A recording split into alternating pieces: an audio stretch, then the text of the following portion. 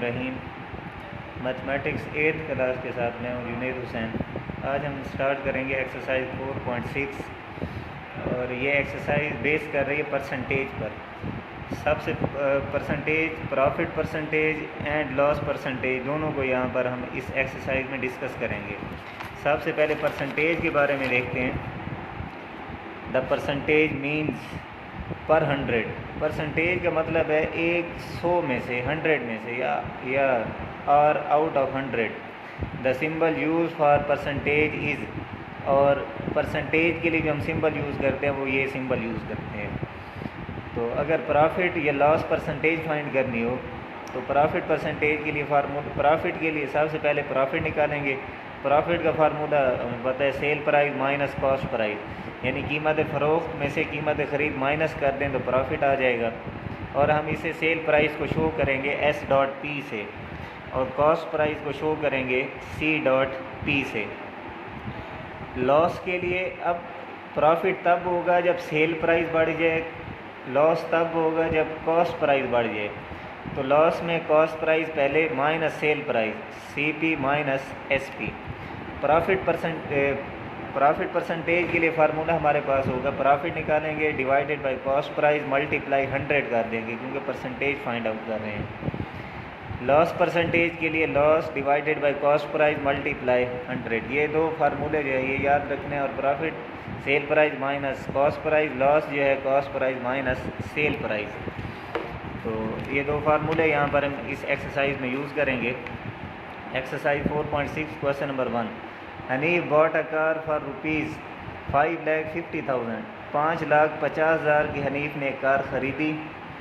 He sold it for ₹6,05,000। 6,05,000 की उसने बेची। आफ्टर सम टाइम, कुछ अरसे बाद। Find his profit percentage. अब ये कॉस्ट प्राइस है और ये हमारे पास सेल प्राइस है।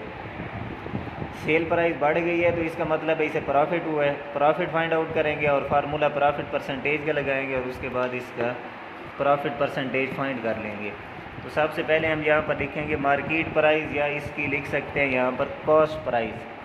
Sale price, profit find out करेंगे, सेल प्राइस में से कॉस्ट प्राइस माइनस करेंगे तो 55,000, 55,000। इसका मतलब है इसे प्रॉफिट जो है वो है 55,000 रुपये। प्रॉफिट परसेंटेज फाइंड करनी है तो फाइंड कर सकते हैं प्रॉफिट और उसकी कॉस्ट प्राइस आ जाएगी, यानी उसकी जो एक्चुअल प्राइस थी मल्टीप्लाई कर देंगे 100 के साथ।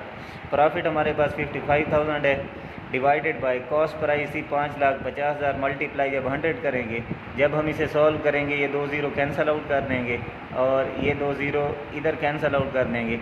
550 डिवाइडेड बाई 55 जब करेंगे तो 10 और 7% लगाएंगे क्योंकि हमारे पास ये प्रॉफिट परसेंट है। इसी तरह फिर इसका सेकंड क्वेश्चन है, question number 2। Find the market price of an article is ₹3,000। एक आर्टिकल है, कोई चीज़ है, उसकी जो मार्केट प्राइस है वो है 3,000।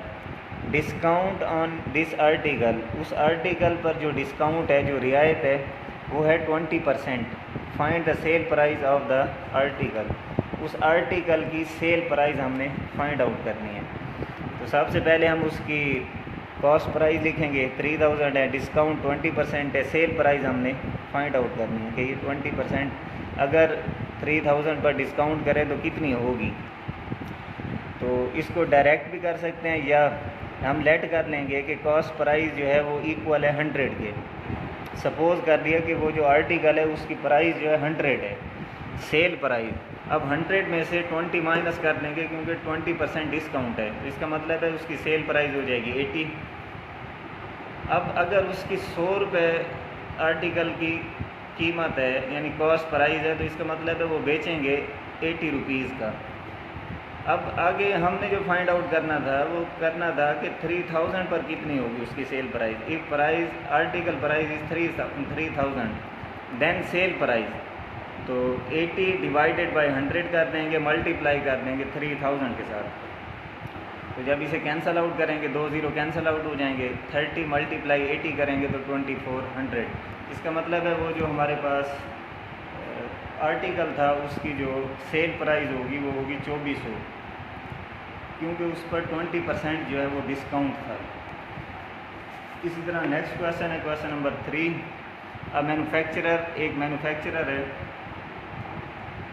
सेल्स एन आर्टिकल, उसने कोई चीज़ तैयार की है और उसने वो आर्टिकल बेचा, विच कॉस्ट हिम, और उसकी कीमत ख़रीद जो है वो 2500 है, एट 20% प्रॉफिट, और उसने उस पर 20% प्रॉफिट लिया। The purchaser sale the article at 30% gain, और परचेज़र जो था उसने 30% और उस पर डिस्काउंट, उस पर प्रॉफिट लिया।